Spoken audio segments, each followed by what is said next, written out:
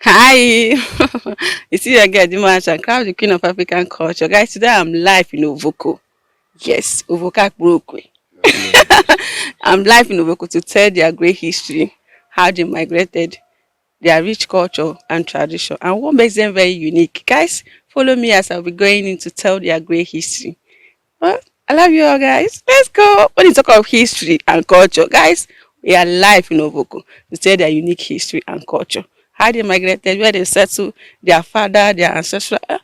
Let's go in and find out this and more. So, guys, let's go. Nnamu. Ekele mu n'ike o. Nnamu. Nnamu ko beji mara na gana. Eji mara m. Afrisho. Afrisho ha. Isho hali. Afrisho. Gumbezi bahag. Isho kunweze. Isho kunweze beham. Onisho jiko. Onisho buko. Oh. You sit that for you. You put on my full lead. No, me go no. Okay, mana ki energy. Amma wa ki energy. Oh, but achoto moge sejele koko. Ah, mo ne mi le oje gichikumuzo. Na achota me mjele koko. Ojo na magic. Ado na magic. Na e chigitari. Mamu. I don't know. Thank you. All right, let's go. Don't forget to subscribe to my channel, follow my page at the Mass and Craft for more videos like when you talk of rich culture and tradition and history. Now there we go. Let's go. Okay, so we are here to welcome the head when you talk of Onyishi, traditional ruler of culture and tradition in Ovoko. So he's here live. Namo. Oh, Adumoyu. Oh, Idagano. Oh, Alan. Oh, Alan. Oh, Alan. Thank you, sir. Why?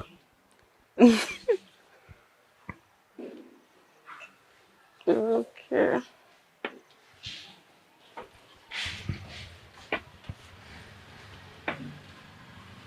Why?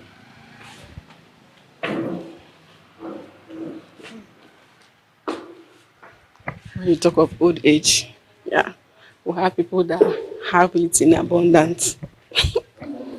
Healthy. Good health is life.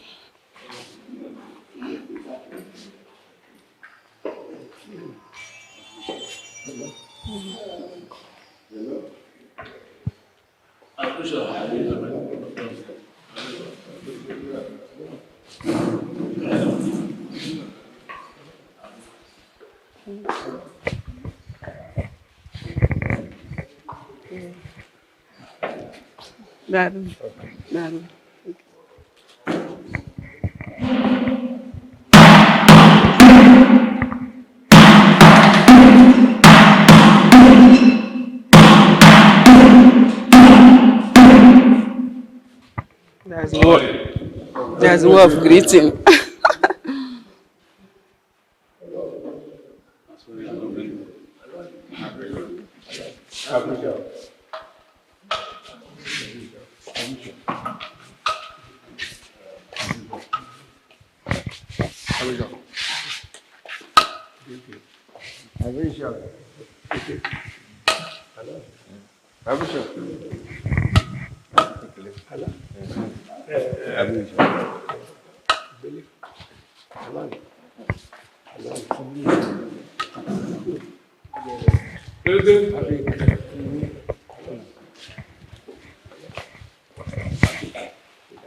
That's a way of greeting their elder, the most elders. When you talk of culture, yes, Ovoko have is here live. And I'm seeing different here, honestly.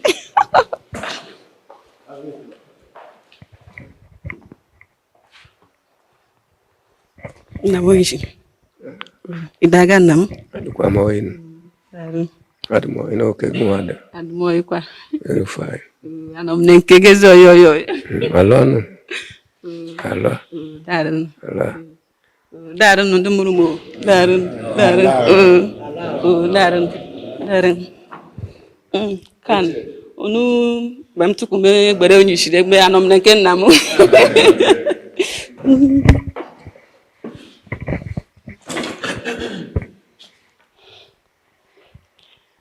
You see again, Jumat, and Craft the Queen of African Culture, and today I am live in Ovoko. I've been traveling, meeting our fathers, our grandfathers, them.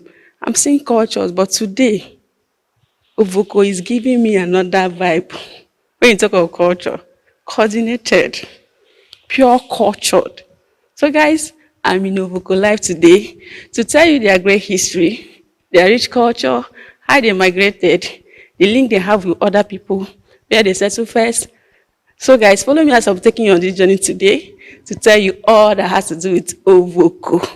When you hear the name Ovoko, there's unity here, there's love here. So guys, let's go. As you can see, I am well seated with my fathers from Ovoko, and they are ready to give us Saturday hot. When you talk about culture here, I'm seeing it in a different level, in another level. Oh, I'm super, I'm put it by. Oh, as me do not know, Tane, Gambata, and my fear ditch. And major boom balls are for boom, a jubilee basaran or bodogutelile. Mana gam she jam batam benane, would a ditch and ben. William for a ditch and ben, and no do how, remember like a police. That so you know no bone taboo. Ye basaro boko. Oboko she jege. Mbehe brodo, emruboko, geshi oboko she bido ye basaro boko. Nye jirimaro boko. Abia n'ọdịnala n'Ovoko nwere ihe eji mara na abịa m nọ n'ubu ntan darun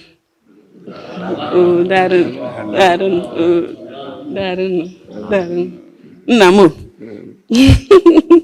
darun nna m ishi ndị na mụrụ m asị nye m nọ n'ubu ntan bụ ma mara ge Ovoko jege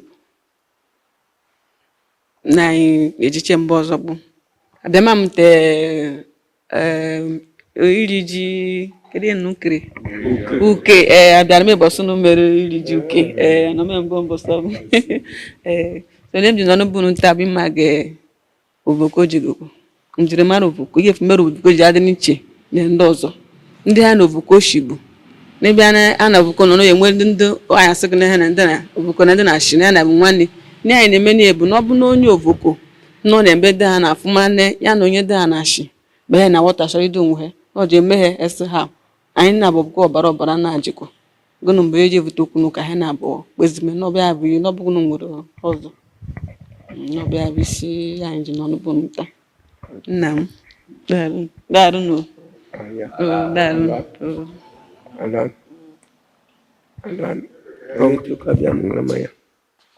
Ono maya shinu dube. Ije ndị ma bịara. Ha bụrụ ezi ije.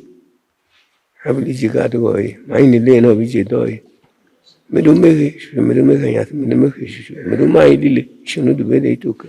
Ala Ovoko. Ono maya ahụ ha wetere ba ajụ ese.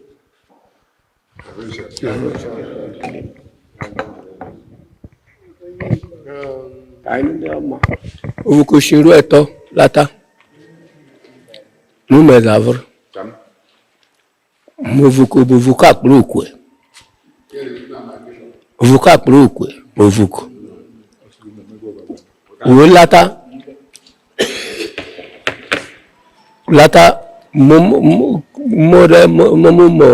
motachara ụmụ ka ewe ụmụ lọlọ ejuọna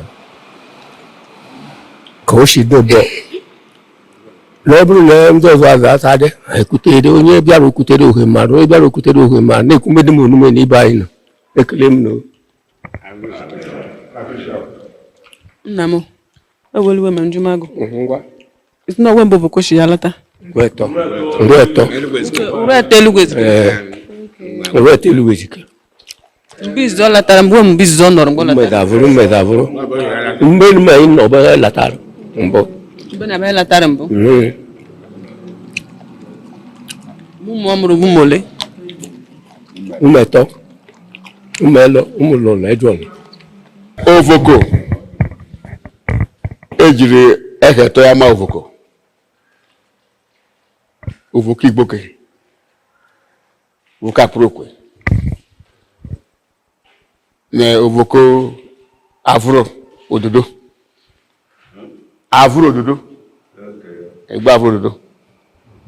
Be yam Ovoko, ya name Ovoko. Man Ovoko Akpurokwe. Bunka general. Moga Akpurokwe. Kay will tell Urato. We have their God. Begbo. Member by the migration. Member allowed to have Umes Avria Beba. Bishu Ovoko. Is Avro issue Ovoko. So I put a woman metal. Dico Mebo. No Yena. Onye kembo Aroji Ogreo. Will you law Euraga Umlolo? Okay. Ma Ogatobo Odike Arjo Ogreo. Ma only came Arjo Ogreo Bumelo. You have a session Ovoko. Ma Kunyo Yebo Lolo Euraga Bumulolo. Another session Ovoko. Buheto Bo Odike Ewo Aroja Ogreo Bejona Ejona is Mujum. So ma Uma Hamilton and Hamilton Aroji Ogreo Bishi Yabo Avro Mianek Omelo Henry Italic by Lina and no. You know. Here no. Open come go so me Lolo Motara Ilinishi. Me Odike Ajogero Bejona Motara Inana. It's part of life between Umobani and Abibu. Yeah, welcome. Umobani, I when I got the money, Amar. So the brother was the Isha, Abibu. Amar, yeah, Umobani. That was Yamai. Because Yamai the bomb. Budo, no, na chi ube mbona chi ube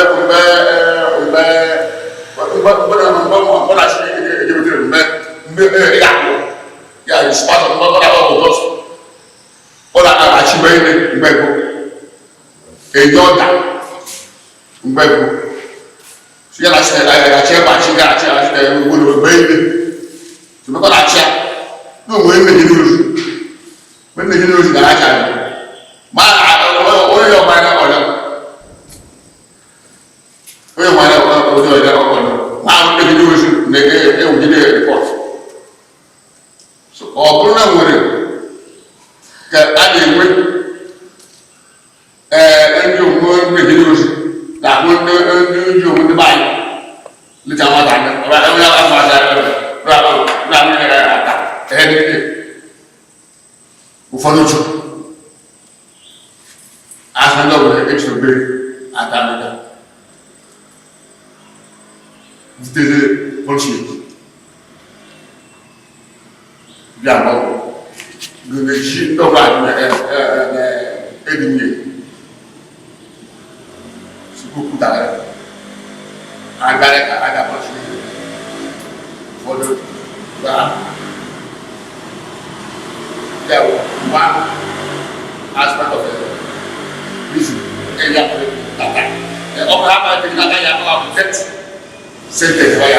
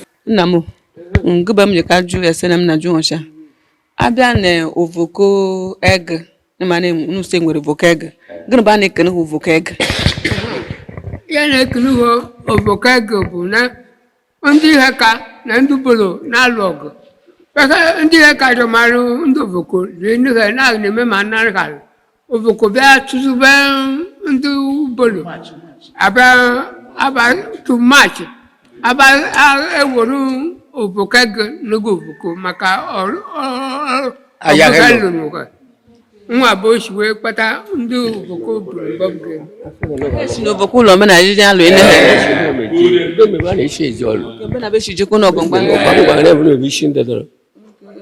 iji alụ igbo na ebe ewuru mbe wonu gazi ha bụ ovoko ego inye aka mana ọbe ndị ovoko bụ ebunu mbọ ndị ovoko bụ ndị bụ mbọ ndị ovoko bụ ndị bụ mbọ na ama na ebe na ewuru na ndị fụka ya lụsụkwa ma ha ọzọ ma ndị ovoko wuru asịrị na ndị ovoko bụ mbọ bụ ka m na-enwe m enweghị alụ mbọ ovoko ego nke nna m lụrụ nna m ndị dịrị ọrụ oge nwoge alụ mbọ gbaa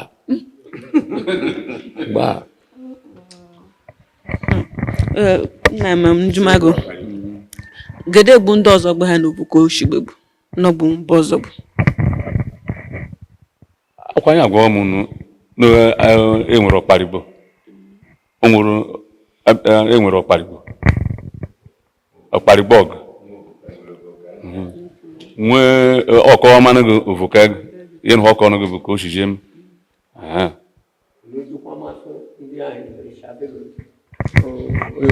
afẹ́rẹ́ ìbáàgbà ihe apọ ukwunowere ihe ka anyị na-eme ito omenala eme ito ihe na nna mgbe gboo anyị na-ehe abịa n'ihu n'Owerri ya bụ isi ekete ekere ili abịa na ekete asị gị ekete ekere n'ọbụ ihu n'Owerri ihe ka ovoko na ihe apụ onwe anyị na-abịa izu nwa be ebe abịa ejekọ izu mgbe ọ bụ mgbe gboo ụtaga ugwe gwere arụ abụa na ebe unu na-enwe gba ọnụ arụ be nwere ọnụ ekete mgbe gboo n'ọwa agọrọ onwe esa gọkpo n'ọmba ọba na-eji emechi onwe esa na-eji agụ ekete ihe ka bụ mmanya jekon ihu na evute mmanya ovoko vujeko mmanya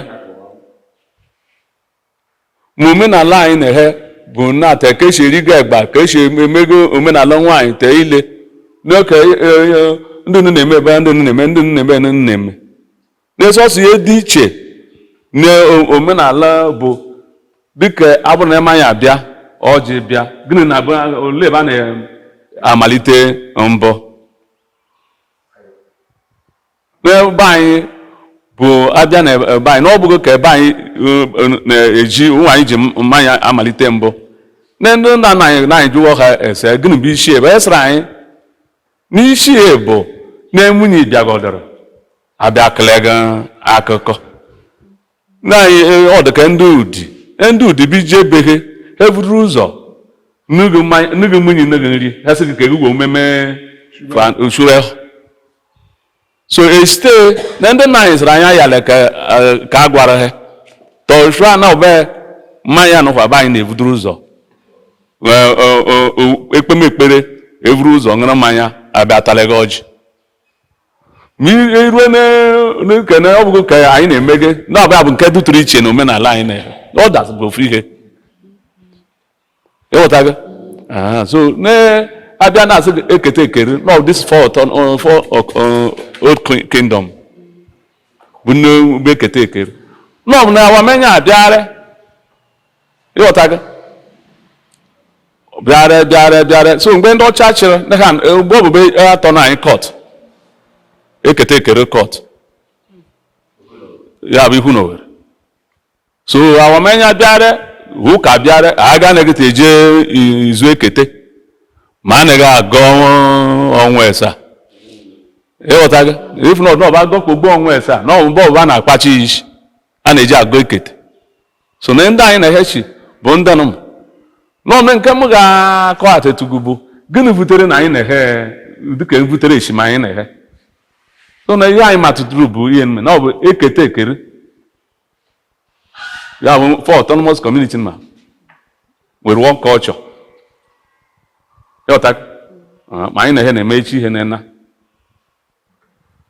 ihe n'ọma ya na-ebu ụzọ bifo ihe na-efe ọjị anyị anaghị eji ọjị ọ bụ nke ihe ndị nna anyị metere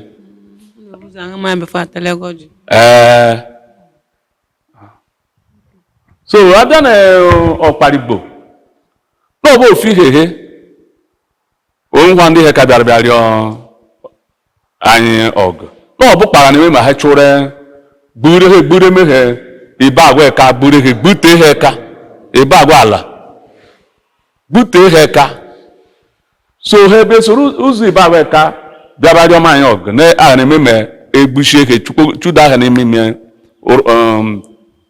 ịgara so n'ebe anyị bejere ọgụ mbọ so ebe jere ọgụ mbọ bụ ka ha rịọrọ anyị be ha rịọrọ ihu na Owerri be ha rịọrọ ha aka be ha rịọrọ ha ya bụ ekete so ibe mbọ bụ na Ovoko nwere ala anyị nwere parika na mbọ bụ ihu na Owerri enwego ihe ka enwego ibe anyị ọgụ ha sị anyị lụta anyị gburu alụta ewuru so abịara ezia bụ esotu ụzọ ha esoruzi ụzọ ibe agwa eka kọtụta ha bịa chụrụ ha chụreta ha na egerike mgbe egerike bụ mgbe ọgụ bịara bịa da njepụje asete ndị ọbụkwa ji ya ha ata ndị ọcha ịghọtago so abịa chụrụ ha mgbe ha chụrụ ma ndị ma chụrụ ha ga-ejekwa n'okwutu abịa chụrụ ha kpụrụ ha erute n'egerike okwechi onye ekweghị ma onye ekweghị abụọ ọdịzieze na kọt ihe na ọbụkwa jiri anya anya egerike bụ kọt ịba ahụhụ n'ọbụla abụọ kparigbo be nwe egerike n'ọmere mgbe ọbụ ndị ọcha na-ekpe ikpe ha ebe jere ebe ndị ọcha be tek ova abịa ekperezie ikpe nye si na ọga abụghị ga-enwe egerike ya bụ ndị ọbụkpa mgbe ọzọkwara anyị nwekwadoro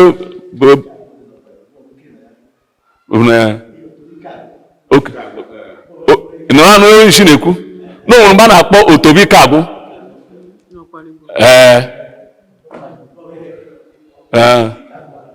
yes anyị mere ha arụ akọ na ndị nna nna anyị mere arụ mgbe bụ metere ha ọfụma ha esizie n'ime latazia ka lataziri ụgha bụ mgbe ahụ na-egbe egbo na-akpa mmadụ eme slave trade dị rampart mbọ so aga na-akpa ndị ọbụkpara bụ ha ekelime ha bịaba kpara mmadụ bai ya bụ mmezi abụrụ ma mgbe Ovoko na oje nwe bezi ekelime aba kpara mmadụ bai ha chọrọ akpaima mmadụ ọhụụ akpaima bụ onye n'ọnọdụ onye isi ma mgbọ wee kee Ovoko so n'ọnụ bịa na-akpa akpọkwe ndị behe na-ejere ọgụ ọkparigbo ịghọtago so mgbe ndị Ovoko nọrọ izu nwa ha esi a gụkpụrụ ala ka ụmụ gị ma ha chere gị irute ọsụa na ụmụ eze abụrụ na-enwere mgbe ụmụ mkpoke bụ mgbe ụmụ obodo agụ bụ ma nwere mgbe azalụ bụ ibe ahụ bụ so awaichara ha ala ha ga na-echezi onye eze Enugu a dịka onye enume ọba na-abịa akpa ụmụ ya asị nwaanyị na-ese ime adịba ọnwa ihe ọzọ maka na mbere ọrụ mbere hụrụ mọshụ mọshụ n'ihe ọzọ na-akwụ ụmụ ọnwa na azụ na-adịghị mmiri so nwa be anyị na-ehe eji jedebe gbasara nke riruo na ọkparigbo anyị nwere ala ọfụma ọfụma mbọbụ ma ndị be anyị bụ mbọbụ deti iruo na mbọbụ na ọ bụ igwe ọkparigbo bụ onye Ovoko ọkparigbo so onye mere onye isi kwuru gbasara otobo nwere otobo ike agwụ mbọbụ ma nwere mgbe a na-akpọ igbogobe so na mbọbụ so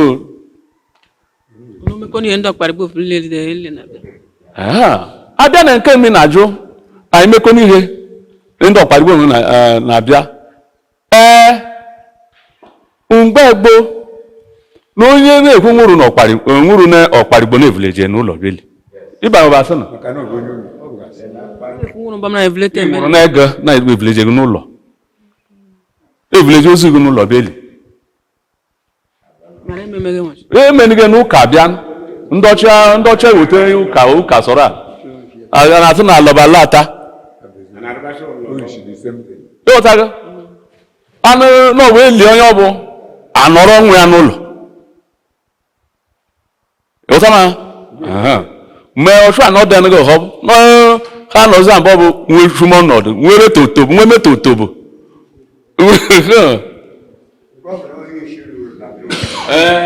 mgbe ọbụla onye isi ruru tọchụ onye isi ruru na alata ụlọ na onye bụghị alatatụgo n'ihe ga na-eme ọchụ agha bụ o jere ọchọma mba arị atọ ọnọdụ onye isi rugu na mgbe ọbụ na-erugu n'ebe anyị na-ilaji abịa eme usoro onye isi mere usoro onye isi ma mekpoo ya esu ma ọ ga-abụ ịtọ ndị ga-enweghị ukwu ịtọ ọnọdụ be oshikiri ime mgbe a ga na-abịa izu na-abụ isi atọ ọnọdụ ma be bọchọ izu tara siri ike na ọlata nke ga-esiri ike na ndị ụwa nọ n'ụlọ azụ agba agwa anyị azụtara ịba ya akwụkwọ m na-enweta ịghọta bọta abịa na ịgba omenala anyị na-eri dịka anyị na-eri ka ọzọ na-eri ehọ o nwere mgbe ọmabịa na-ada na-enwere umelọ nwere nkeke mgbe ọmabịa ruru ọ dagata n'ọbụ ụmụlọlụ ọ dagata n'ọbụ ejuọna ọ dagata n'ọbụ ọkparigbo na Ovoko ịghọtago na-edika asị gị na ọmabịa ruru na-asị gị na ọmabịa ruru ndị ọkparigbo na ndị ụmụlọ echitekogoma ma ụmụlọlọ echitekwa ama mi na ụta so ma bịa n'egba ndị isi na anyị na-ehe na-eri etenta ukenugwu n'obi alọrụ na-ema sitere n'ọkparigbo nọhe nke shi Ovoko nọhe ịghọta mmadụ ka ndị ụmụ anyị bugbo mgbe ọ bụ na akụ anyị ma ha na-egwu bịaba egwuri ime ka anyị ọ bụ egwu mụ na anyị nche ọ bụ mụ na anyị nche nwunye ya buru onye ewebe nwunye ya buru nwunye bụ igboke ha bụ igboke onye ero so n'ọbụzụ ka ha lataziri nwa be baa na igboke nọzụrụ wee mụba ụmụ ka eji mụta dis 3 villages 3 clan ejụọ na ụmụlọlọ na ụmụelọ nwunye bụ onye ero and Akpurokwe ha na-asa Akpurokwe now na na-akwụta Akpurokwe dịka ma but Akpurokwe is the name of the person of that man mana at that time na-enweghị ihe dịka foto ma enwe ya eji wee rute mmadụ so no ndị na-apịa the art people ọnọkọta ha say something mekpa something resemble that thing ewuri ha wee chebe ga-eji na-eme remembrance na-erute that particular man That is how Ovoko Akpurokwe she were. Man, the follow out a chain Akpurokwe, Ovoko Abu Mamma, Ovoko Man among mother. No mother, I have mother. Man and Bahan, we get the Christianity. And we're going to come and poker. That time, no highly, ne uro, e would tell mother, when you rang a meme of the Kema, a say picture, I will in Agagari. Rabbi Humaya and Aquai Nugu. No 19. That a Ruben issue up to today. No, but that ma putakwa up to today. Nendo madna kwa any ugu. No ma no nae. Because no picture of that man. Baby here. Akpurokwe bụ nna Ovoko. Ya mbere mu botara Ovoko lile. Ya mu botara Ovoko. Man fa na ngwa bụ iji chete. Na man fa na go bụ iji we chete. Onye ọbụla akwụ mara man fa. The image. All the picture is seketa. Onye sere na akita debe na picture. If mumu I say let this is my father. So all picture Bob and the man who na agagari na agagari ebe ọbụla na akwanye karaka na Ovoko na emume ahụ ga-eje de gosi na onye ahụ the real indigene of Ovoko. No bụ onye karaka na Ovoko. Ọ bụghị mmadụ niile nwere Ovoko ka mma na-eje. No bụ onye karaka onye isi karaka ma ọ bụ ndị Nsukka. Mainly pagan people. Maka onye ụka an ga-ekwe ka ha ka ewere somebody wey represent na. Yes, that's how it is. Onye isi n'ọrụ n'afọ isi nka ya na man fu na-eje n'ọbụghị mgbe lewa na-eje. Onye isi n'ọrụ afọ isi ka ụmụ ya chọrọ ka ha ihe Akpurokwe ahụ bụ nna ha ka ọ bịa kwara ya nna ya. Then we go to those people. Ha ebupụta that resemble that Akpurokwe. Then ihe ha ga-eje there. Kwa the person as no Ovoko ni na akwago nya ozugbo nje Ovoko ihe akwacha the person as na Akpurokwe that is no Ovoko ile akwago nya according to our culture. Abịa na ha na nwunye bụ onye ero unu na ndị ero na-emekọ az na nnunu bụ ero bụ shija ishijalta.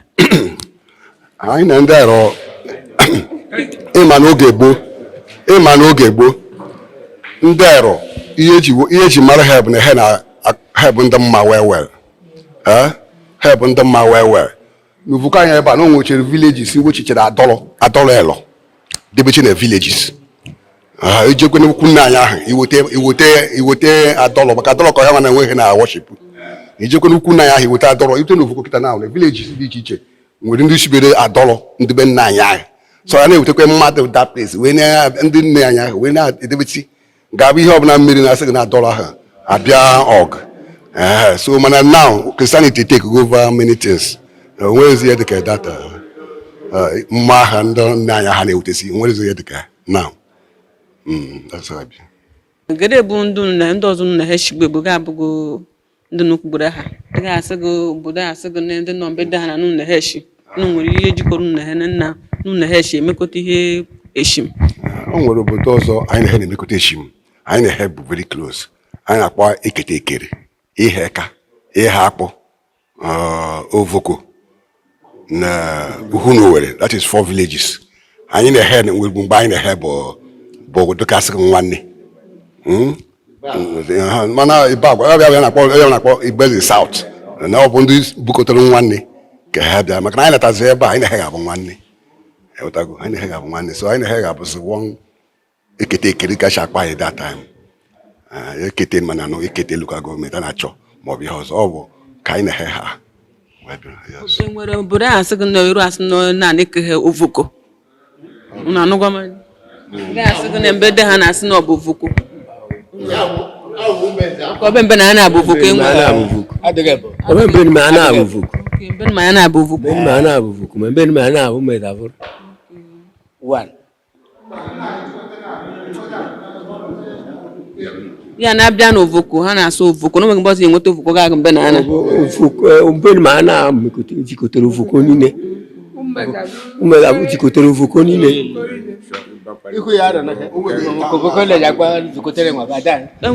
Onweghị taa nwa ọbụla na-aza Ovoko. Onwe na-aza Ovoko that is nearest name. Mana ọ bụ mba ọzọ. Ovoko bụ words. Anwụghị ebe ọbụla na-aza Ovoko. Yes.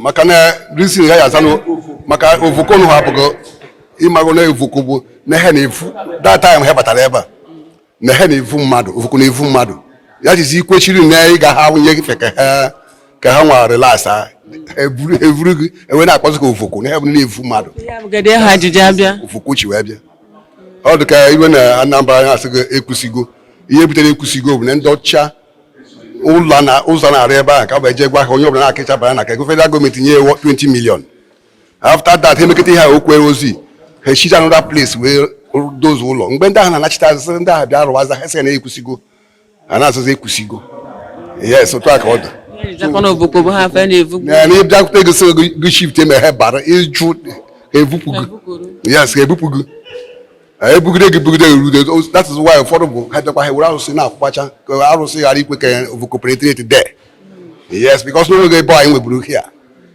yes that's the thing wee mara na-akpọzi ha Ovoko na ha na-Ovoko na-efu mmadụ isi na ị ga-ekwe ekwe ịbata Ovoko ikwere by force mana adịghị achọzikwa okwu maka na Ovoko isi ya jụ ese na maka na Ovoko egede ma bụ Ovoko ma ndị nwere branch ba na-akpọ omegwe hele na bịa ebe a jara lebu na mbe n'obodo ikwu gọọmenti na anyị gosi ọkpakpe Ovoko dị gọọmenti n'ọbụ ndị Ovoko na anyị ma gosi nọ mba dị ezukote maka ndị na-alụrụ Ovoko onwe ka na-anụ na branch echa sen mi jụrụ na Ovoko egede ọkparịgbo na-azụ Ovoko egede na-azụ Ovoko ma hele lebe onye isi ruru mo tego Ovoko no chiko ekele mu shiru oru no erutego Ovoko o ishiro he mbo me bia me na be che he la che ko bo meku ha ba on la ti mbo la ti wo to ja bia ni izuro be ni ni shin to tro bo o ishiro yo la tambe be che